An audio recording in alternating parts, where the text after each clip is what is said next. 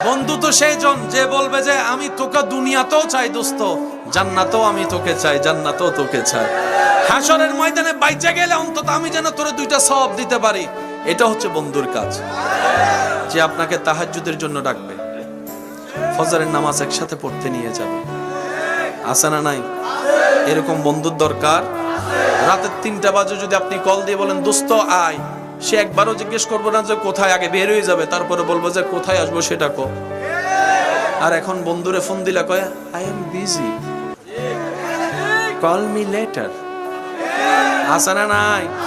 আবার অনেক সময় সাইলেন্ট করে রাখে, অনেক সময় কল আসলে দেখো রিসিভ বলেন না, দেখলো রিসিভ। যখন তার দরকার হয় আপনারা জ্বালাই ফেলবে, কিন্তু আপনার দরকার হইলে তারা আপনি 5 ব্যাটারি টস দিও খুঁজে। মনে রাখবেন সবচাইতে বড় বন্ধুকে আপনার জন্য উম্মত হিসাবে আপনার নবী, বান্দা হিসাবে আপনার রব হচ্ছে আপনার সবচাইতে আপন। এছাড়া আসল বলে আপন বলতে কেউ, বন্ধু বলতে কেউ